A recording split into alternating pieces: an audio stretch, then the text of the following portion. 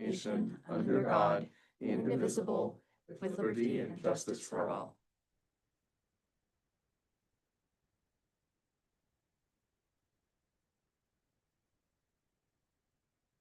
That is Steve.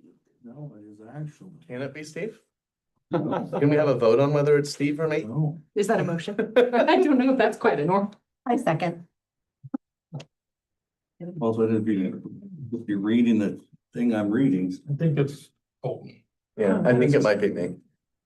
You guys will have to bear with me. My kid had pneumonia last week and she's still on oxygen and my system fought valiantly, but I think I might have picked up something, so I'm a little under the, yeah. That's me, I'm like, don't you dare. My, Just like no, that. just because That I'm is a going to little the immune compromised, so don't take Yeah, it personally. if you need to sit a step or two away from me, I'm not offended. Excited to see what you have to say today, though. Thank Thank you you. for being here. Thank you. Okay, so I've been asked by Matt Wilson and also at your request to do just some general training on the role and responsibility of the planning commission. I've got my notes pulled up here and Steve's gonna move the slides for me, so he'll move the slide now, okay? So we're gonna start with just some general principles, beginning with planning commission's role as outlined under Utah law. So one of the first statutes that we go to was called an enabling statute. It's Utah Code annotated 10-301. So the statute provides that each municipality must enact an ordinance establishing a planning commission that must define the number and terms of members and alternate members, mode of appointment, procedures for filling vacancies and removal from office, authority for the planning commission, rules of order and procedure for use in a public meeting, other organizational and procedural rules, and rules for per diem and travel expenses. So this is just enabling legislation that this is the Utah legislature saying. Sorry. Zero per diem, zero traffic. Basically, this is just the Utah code saying, okay, cities, here's how you can establish a planning commission. Our Roy City Code discusses this in length in Title II, Chapter 1. Roy City's ordinance, this ordinance establishes the commission role and responsibilities for the chairperson and outlines the process for removal of members. Additionally, the code provides that the planning commission will have all the powers and functions prescribed by the Utah Code and also quote, such powers and functions and shall perform such other duties in connection with the planning and zoning of the city as hereafter may be prescribed by any ordinance of the city or state statute.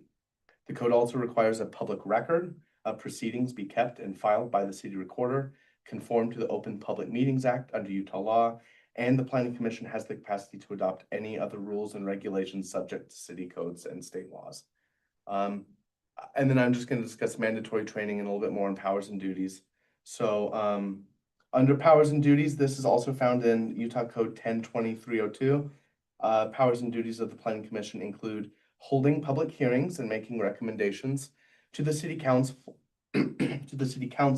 for adoption and amendment of the general plan, hearings and recommendations on adoption or amendment of land use ordinances, regulations, zoning maps, or official maps.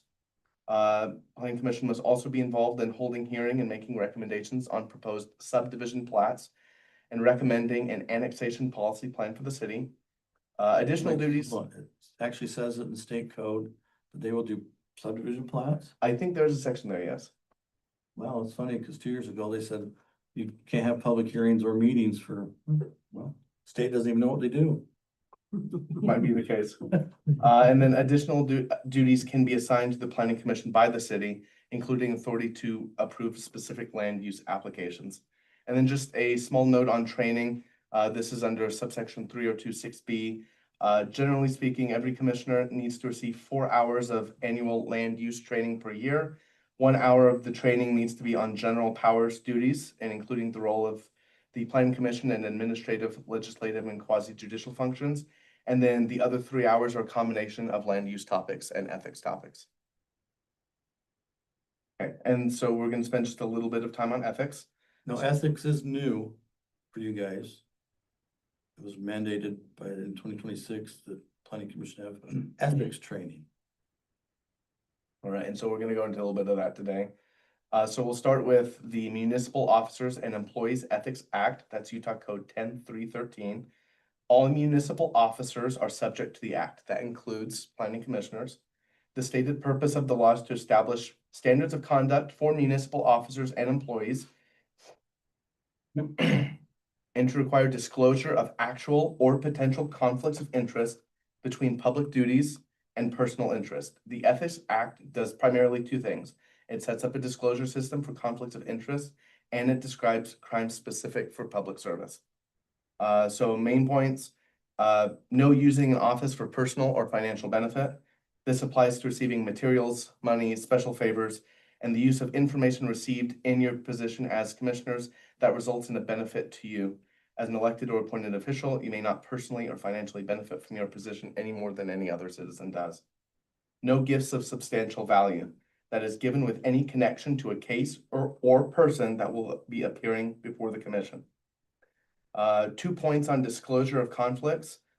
Point number 1, in written form to be kept on file and available to the public, and verbally in a public meeting at a time that's applicable. Commissioners are required to file a public disclosure with the city recorder as to any business interest that you may have that is regulated by the city. This document is required when you first take your position with the commission and should be updated each time you are reappointed or each time your business interests change in a way that's material to the disclosure. And number 2, disclosure of conflict on any personal interest or investment which creates a conflict with your public duties must be disclosed in an open meeting and submitted to the municipality annually in a disclosure form. Another note on conflicts of interest, you should, this is just about abstention with respect to conflicts of interest. You should not abstain unless the conflict is real and the chair agrees. A difficult or unpopular vote is no reason to abstain. Also keep in mind that there will be some issues such as zoning of land where everyone on the commission will or may have a conflict. This does not mean that no action can be taken. There may be times when you fulfill the legal requirement for conflict of interest, but there's a perception that you were too involved or connected with an issue to cast an unbiased vote. If you feel unable to make an unbiased decision, you should request to be excused from both the discussion and the vote. In special circumstances, there are times when the chair may require you to vote even when you would prefer not to do so and have declared a conflict of interest. The disclose and vote concept applies to legislative action and quasi-judicial or administrative actions in only one context, where recusal could defeat a quorum. This means that your lack of vote would result in not having enough members to take action on the item. Then the appearance of fairness doctrine requires that you abstain from voting on a matter on which you have a material conflict of interest. Always consult with your city attorney as to whether you should abstain from a decision based on your personal or financial interest. A lot of the information in this training comes from a packet that was made in 2025 by the Utah League Cities and Towns. the Utah League of Cities and Towns. So a lot of this I am kind of quoting word for word, but that's just because I think it's more accurate coming word for word than me trying to ad lib. I've sent that booklet to Steve. It's only about 35 pages. I think it's a really useful resource. So I've asked him after today to send it to each one of you, so that way you can just have it as a handy guide. I think that it's really useful. Just a brief note on ex parte communications. An ex parte contact is any communication with a party or a person outside of a planning commission meeting regarding administrative applications. Commissioners are not to engage in these communications. Anyone speaking to commissioners on administrative matters should do so at a regular meeting, so their comments, concerns, and evidence are on the public record. Communications regarding legislative matters are generally permitted. Planning Commission members shall reveal pre-meetings or ex parte contacts with regard to administrative matters at the commencement of the public meeting on the matter.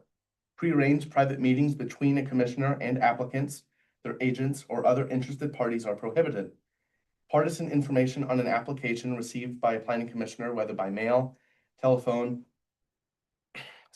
or other communication, should be made part of the public record. If such contacts have impaired the commissioner's impartiality or ability to vote on a matter, the members shall also state it and abstain. Best practice, act as if you're a judge and refrain from ex parte communications and public discussion on matters that might come before the planning commission. Kind of just one of those situations where playing it safe is just going to be your best bet. Just a few notes on meetings and minutes. Under the Utah Open and Public Meetings Act, all meetings are subject to this act, that is, all of our planning commission meetings are subject to this act. Meeting requirements, all of our meetings have to have an agenda that's posted before the meeting. All the items that will be voted on, particularly so, needs to be held before the public, be summarized and written in adopted minutes, and be voice recorded. Minutes are public property and will be made available to the public on request. They require approval, which should not be automatic or perfunctory. They should be read for accuracy and completeness before approval.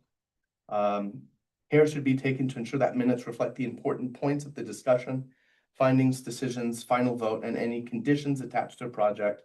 When in doubt, err on the side of public openness.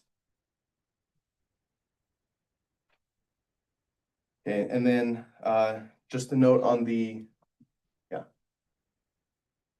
Oh, are we behind? I don't know. I'm not sure where you're at. I already did the meetings and minutes, so we'll fast forward to after that. Okay. Next slide, one more. Okay, Too far. yeah, too far. There we go, just right. Commission's role. So primarily, the Planning Commission is an advisory body that helps the city council make policy decisions on land use, make recommendations about the general plan and land use ordinances. The Planning Commission is intended to shape, not make policy. It is not representative and has no constituency. The role is to be experts in planning and local ordinances and to make reasoned recommendations and apply ordinances as written. Legislative and administrative acts are obviously two main things that the Planning Commission focuses on. When commissioners are making a recommendation on a general plan or on a land use ordinance, they are part of a political legislative process. The commission has broad discretion in what their recommendation should be. They can listen to the public, even if it is just uneducated clamor. When the Planning Commission is acting as a land use authority, it has little discretion. You're acting in an administrative capacity. The landowner's application either complies with the ordinances or it does not. An individual planning commissioner's opinion of the merits of a proposed land use application is not relevant in an administrative process. An individual commissioner's opinion and any of the public's comments and concerns are relevant only to the extent they speak to issue of compliance with the existing law. And then as to public service, it's just important to remember that being on the Planning Commission is about public service. The question should be to determine how to help a landowner accomplish what the landowner desires in a manner consistent with the city's plan and ordinances. Really, it should be about telling people how to do what they want to do with their land and not telling them no. Tell how, not no. The Planning Commission fulfills its purpose when it acts in a manner supportive of the policy and policymakers. It's there to add professionalism, fairness, and common sense to city planning and land control use process. It only serves this valuable function when it works within the constraints of the law and without regard to public prejudice and the clamor of the crowd. Planning Commission has other responsibilities as assigned that can include acting as a land use authority. These can be delegated to the Planning Commission by the city or town council. They may include the authority to approve specific land use applications. In this case, the commission would be acting as a land use authority on that specific activity. This might include approving building permits to make sure zoning standards are being met, do a historical survey of a community, plan for future parks and open space, make recommendations for the development of affordable housing, or do a 5-year capital improvement plan. The request should come from the legislative body, not from an individual member of the body. So it needs to come from the council as a whole, not just from one councilor, and it should come to the commission in writing. In addition, the Planning Commission can suggest to the city council activities or projects that it feels needs attention. Commissioners may base such need on the general plan or on their own observations and experiences. And then the role of the individual planning commissioner.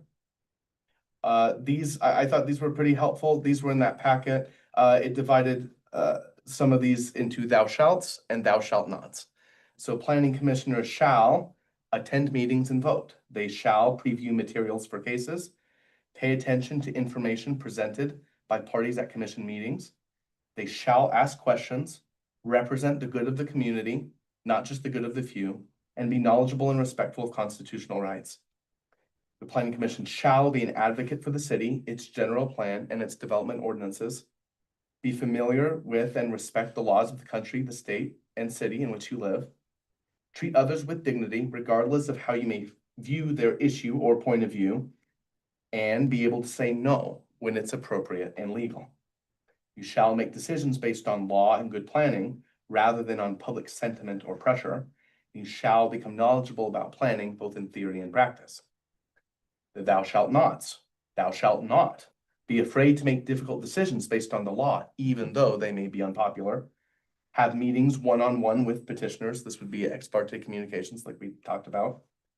Have a closed mind to arguments or new ideas. Shalt not make up your mind before hearing all of the available information. Represent a single point of view or base your vote on single personal experience. Violate the open meetings law or the ethics of the state of Utah or the municipality in which you live. And or use your position or information given to you as a result of your position to benefit yourself, your friends, or your family.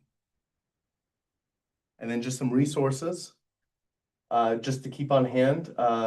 Make sure you have for your planning commission responsibilities. Make sure that you have a copy of the general plan, copies of relevant zoning ordinances and other ordinances, including maps, access to copies of municipal land ordinances.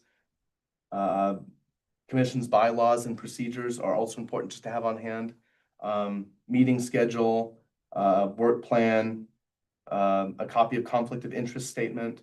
And also, I don't know if this has been discussed before, but a training schedule, just because where you do have that 4-hour requirement, just some kind of note or schedule somewhere where you're keeping up on where you're at with your annual training. That's it for me. Those are my prepared remarks. Again, I know it was a little dry. I know I was just kind of reading off my notes, but I wanted to make sure I got everything and I didn't forget or skip anything. Are there any questions? Is there anything I missed? Is this available? You could email it to me. This PowerPoint, I'm okay Yeah. if it gets emailed to them. It's got my notes down in the margin, so there's not a lot on the slides. It's mostly in the notes. But then, like I said, most of what I based this off came from that Utah League of Cities and Towns 2025 report. I've sent that to Steve. He's gonna have that sent to you sometime this week, I think. And so it's got this and more. Yes. I like the boil down, so then I can drill into the big fat. And this, yeah, and this was heavily synthesized for a 10-15 minute training. But I figure if you guys have this one on hand, it's very readable. I think it's organized great. And so that way, not that I don't like fielding your questions, but that way in the future you can rely on that. And then if there's anything that's not fully addressed in there, then you can come to me and Matt. And if there's anything beyond what's in that packet, that way we can kind of screen things. You'll get your answers to questions quicker if you've got that on hand, I think. So, well, thank you. Thank you. Perfect. Thank you so much. Do we have any other questions or discussion on this training? Anything along those lines? Okay, then I think we are going to move on to agenda item number 2. Continued discussion regarding detached accessory dwelling units, the D-ADUs per Senate Bill 284 from this year's legislative session. During last meeting, we kind of had some discussion on building codes and how close things can be to property lines and those type of things. So I had asked our building official, this is Gail Supp, who is our building official, 2 years now? Long enough. Okay. Ours, and I know you've had years' experience elsewhere, working for some other municipality, but anyway. So I brought her here for you guys to ask any questions you may have, mainly dealing with building code. So as we look at these detached ADUs, you're a little bit more knowledgeable. We talk about setbacks and those type of things. So ask away. A couple of things I'm familiar with. Introduce yourself because she doesn't know who Oh, everybody is. Dan Tanner. You don't know who I am? I do now. You do? There are exceptions to setback, correct? Yes. And they are, I'm not gonna outline them. So are you, when you're talking about the setback, are you talking about buildable setback in every zone? Or are you talking about something closer than that? An ADU being built to property line. Okay. Right now it's 5, but it can be closer. The building code allows it to be closer, but with provisions of firewalls.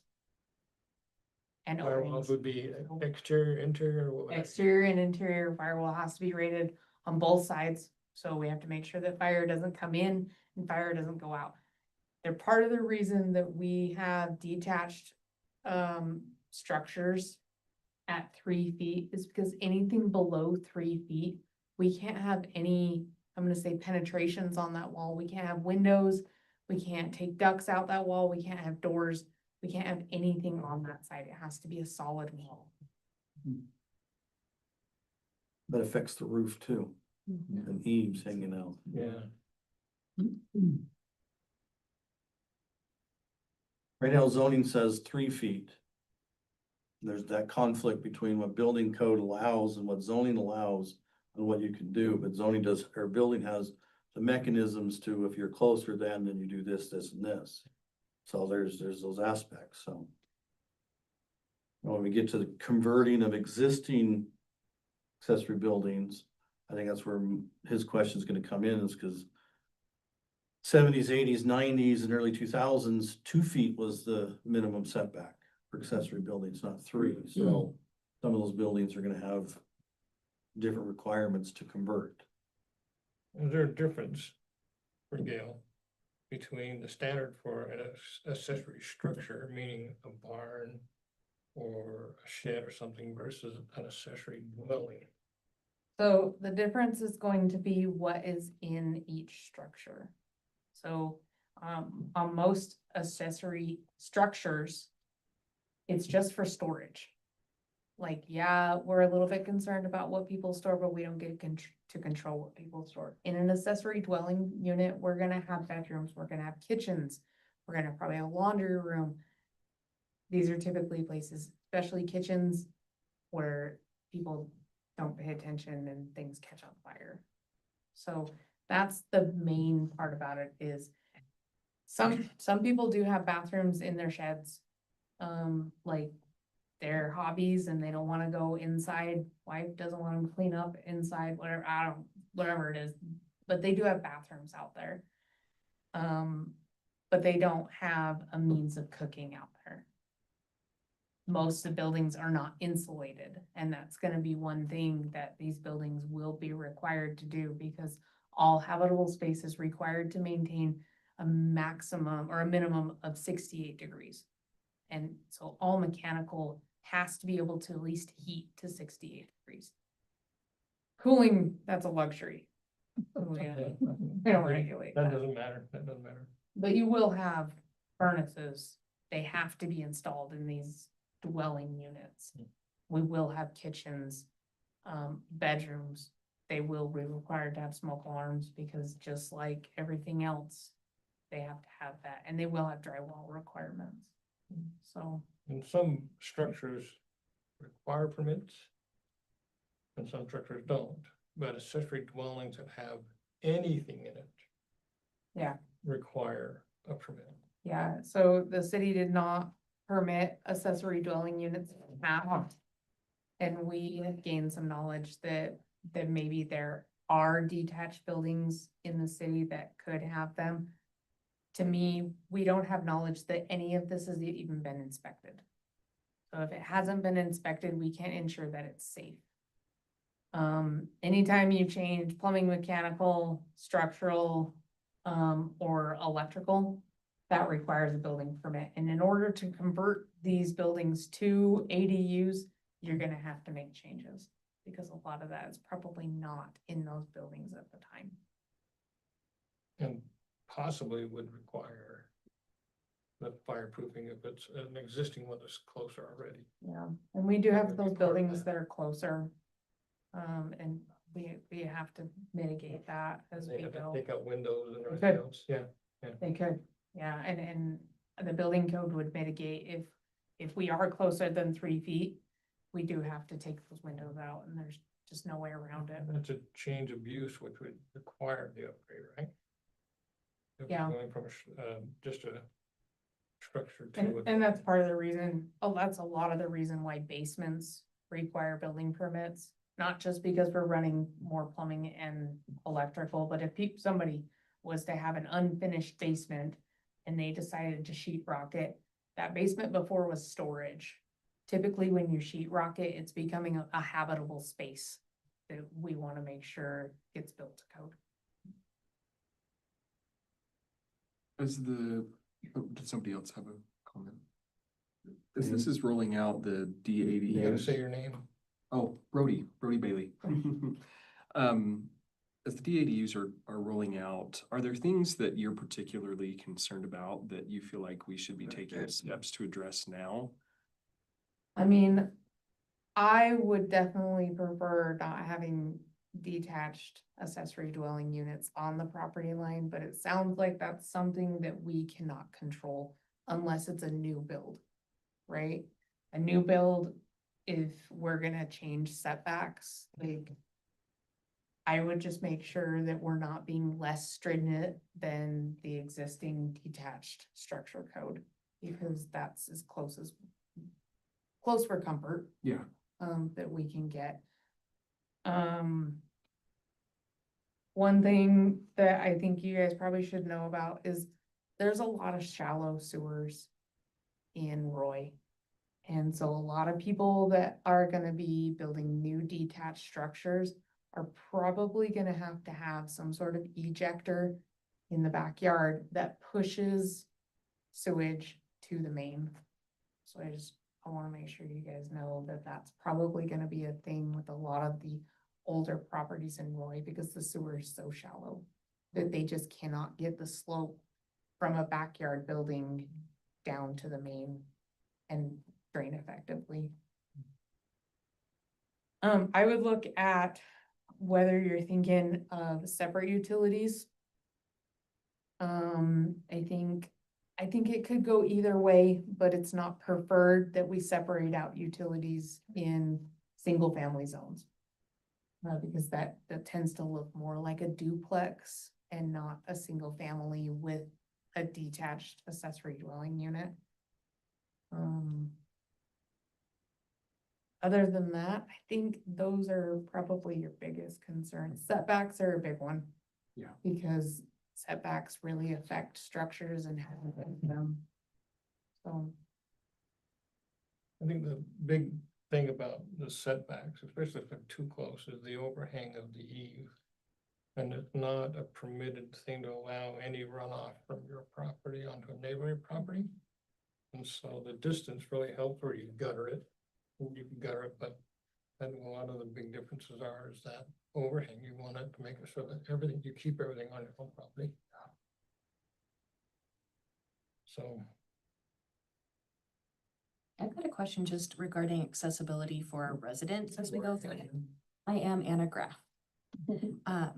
Is there any kind of resource that you're aware of that takes the codes and the requirements and just makes it a little bit more accessible for someone who is considering maybe taking one of these buildings that they have and converting them or looking at building? I know this hasn't been around very long on the state level. Are you familiar with anything in the works there or anything that may already exist? so the building code is, you can access it at any time online. Yeah.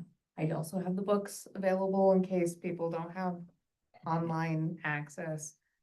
They can absolutely use me as a resource. I mean, I am on the phone probably 25% of the day, while the other 75% I'm out doing inspections. But it's a lot of, people, when you read codes, whether it's a municipal code or a building code, they use fancy language and people don't understand it. But I mean, that's the best thing that I can tell you is that they do have access to the codes online, but if they need further clarification, that they should probably contact us. As far as the detached ADUs, their existing buildings are gonna be very similar as to finishing a basement. Because we're not really doing a whole lot of structural unless people want to. So it's gonna be really, let's find a layout that works. New buildings are gonna be a little bit different. because we do have to evaluate the structure, for everything that goes in, but yeah, I would say if, when in doubt, it's never gonna hurt to ask. And then kind of springboarding off of that, since this went into effect, have you actually like seen an uptick in requests for information about it or anything through your office? So I'm getting I have a not. nod over here from Steve. I have, Here comes Steve. I have about a half a dozen. Okay, Some argue with me on what they think it's, the code says, and others don't, but. Okay. Some think it's set down to 8,000 square feet, and it's like, no, it's 11 unless the city wants to go down. so it's turning, there's activity Um, happening and I mean, movement. it's kind of like the internal accessory dwelling units. We had a lot of people interested in. I mean, I think in the last 4 years that we've had it, I've had maybe 6 or 7, maybe 8. I mean, it's not a lot of people are looking to do it. And I don't foresee that this is gonna be a big thing either. Cause there are, like she mentioned, sewer lines, getting them to.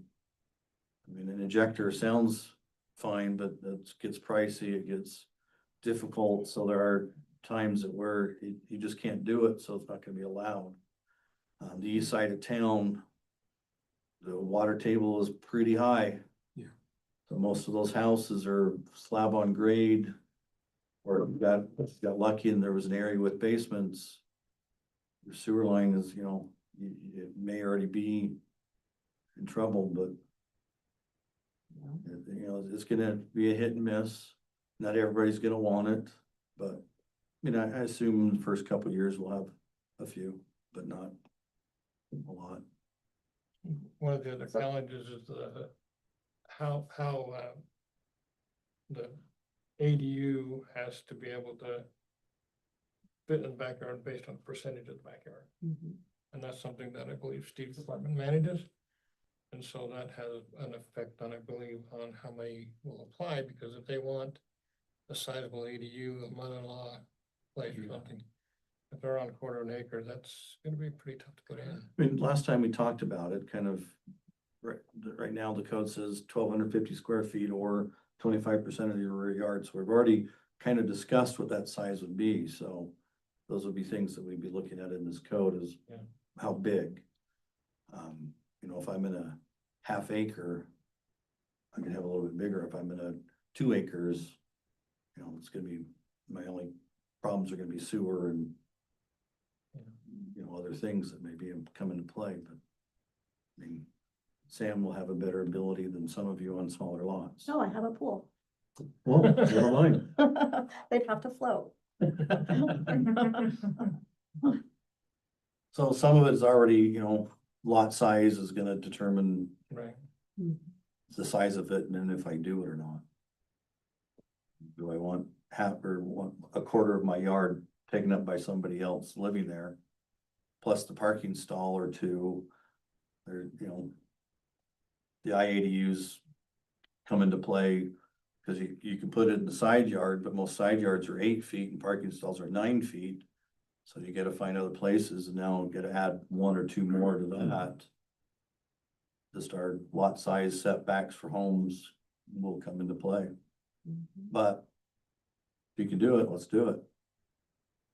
So the zoning code will kind of go over more. the thing that is becoming a new norm called tiny houses. That you can barely breathe in, but I would think that people might look into those on some of these smaller lots. Like those If kits they're allowed. If that you we- can buy. Yeah, if- Yeah. if- or the little module ones they have that they those just bring and place plug. them, Yeah. yeah. But we have a minimum amount, we have a minimum square. Have that in our code. I don't, we haven't written it yet. Well, they build them You up, do. not out, so then they Yeah. might fit better. Because most of them are 300 or less. They're teeny little places, which. for one Even, person even if probably- it's say we do 150 square foot little teeny house. Don't need sewer. an accessory building doesn't need a permit under 200 square feet, but once you go habitable, it will. Yeah. So a lot of people have to renew their thinking. Mhm. And only one per yard. Well, that's still predetermined. Oh, really? And that's. We have to figure it out. Yeah, I think that's one thing, like, we gotta start thinking about is how many families are we putting on a single family lot? Yeah. You know, if we have an I-ADU, and then we're also now gonna approve detached ADUs, now we're looking at roughly three separate families on one lot. So I think that is a little bit of a concern. When I look at that, I look at it as almost like an apartment building.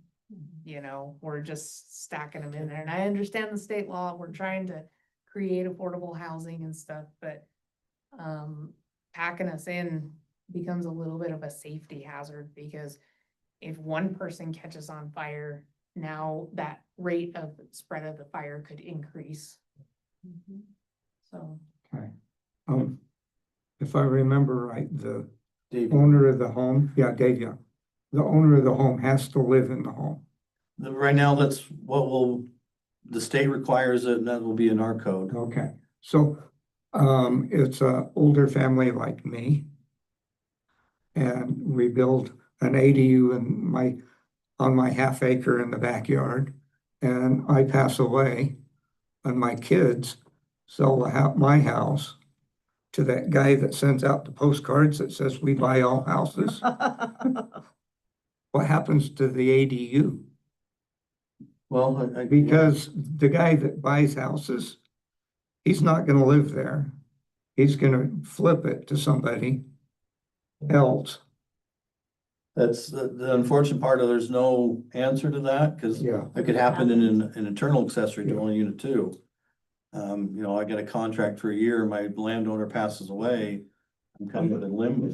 Mhm. But if there's only one family living on the property, whether it be the detached or the main, at least in my mind's eye, can't believe I just said it that way. It's still a single family home. Just, it wouldn't be able to rent the upper one. You know, whoever buys it would have to live there, Mhm. then the detached could continue. At least that's kind of how I would perceive it. It's still, one person passes away, it's kind of in limbo. Yeah, because things change, you know.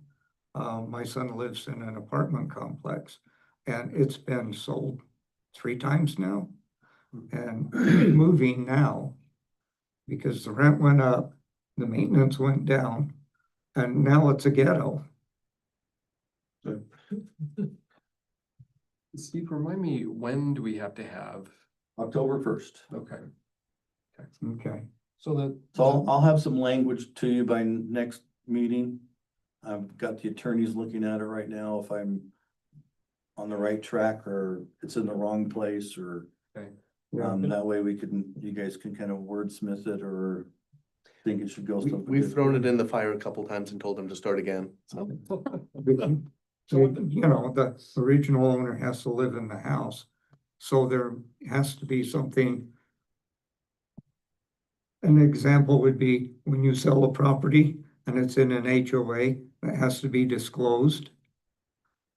It would also have to be disclosed if the original owner sells the property, that the new person has to live there and continue Well, the ADU type part of thing. that is we record something with the county. Yeah, And we'll do the same thing for a detached. yeah, So that when they're signing that stack of pages, they may not read it, but they initialed it. yeah, One thing to clarify, if you have an accessory building in your backyard and you wanna have an ADU, that accessory building applies to that percentage of your backyard. Yeah. So you can't have both, and all of a sudden you got a sliver of grass, you gotta maintain it, so you have to have a pretty big yard to have both of the yeah, building. and I understand, and I've seen yards that could have 3 buildings along with the current home. Mhm. You know, a guy in my neighborhood bought a parcel, figured he was gonna build 4 houses, but then they couldn't build a road in. So it became a single house. I got an awful lot of land. That, you know, he could make out like a bandit with this one. Any other questions? I think it made it, this is Sam. Thanks for explaining that. It makes it more relevant, like, makes it clear. Thank you. Interested to see the language, when that time comes, just to see, I have questions about height too. Yeah. I just don't want somebody looming over their I back. think there. last meeting, we talked about Yeah. maybe 1 to 2 stories, and most everybody said 1. Yeah. That's kind of how I've written it, is 1 Okay. story. Right now, the accessory buildings can only be 1 story. Mhm. Doesn't mean you couldn't have storage in the, the gable end of it, Yeah. So, make it a livable space. or if it's a 2-story original house, and make it, Well, original house or accessory building. well, the original house would be 2-story. Couldn't they make the accessory building the same? Right now, the accessory buildings can only be 1 story, Okay, and I don't see a reason to change that. okay, that's fair. Barndominiums are real pretty. But a barndominium is your regular house. In West Haven, they make them all Well, different. West Haven's West Haven. Some of their detached accessory dwelling units are prettier than the house. I'm not gonna say that's probably not gonna happen too. They also have a lot of land. Got an 80-year-old house with a mansion in the backyard. If they have a lot of land, that's the reason for that.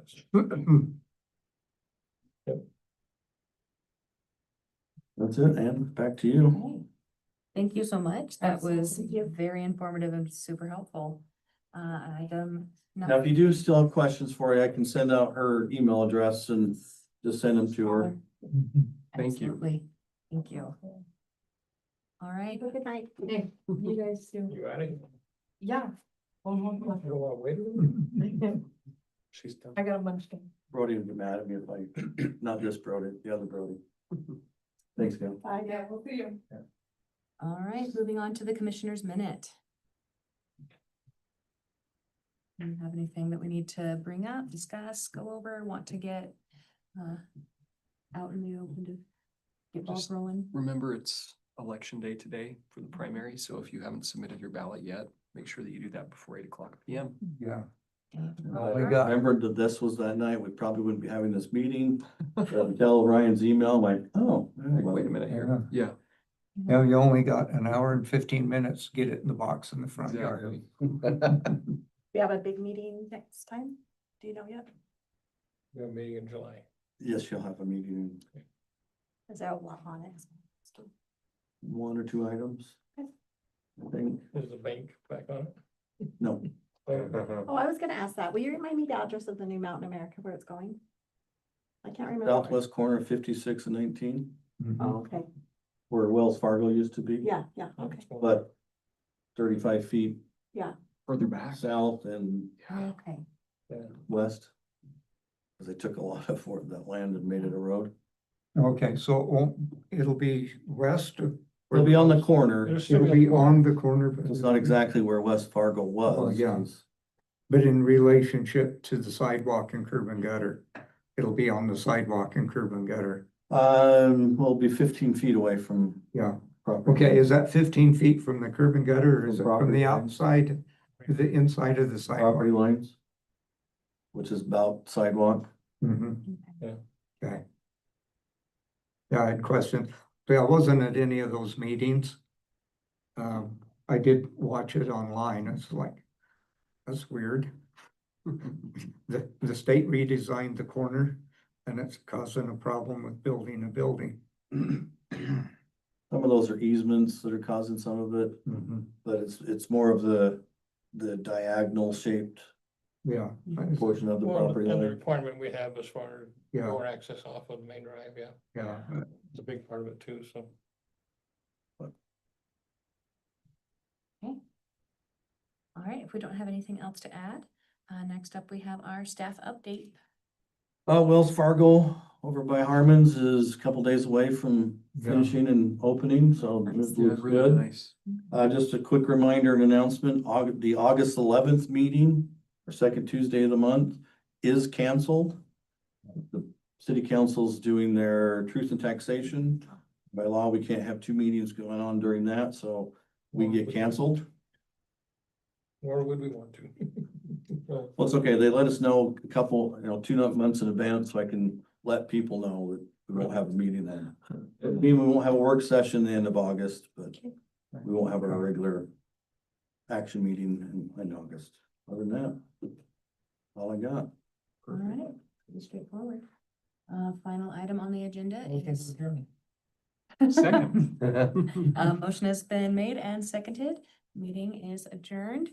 All in favor? Oh my goodness, all in favor? Aye. Aye. Any opposed? All right, we are adjourned. You did great, Anna. Yay, thank you. Good practice. And your presentation was good. Thank you. Thank you so much. And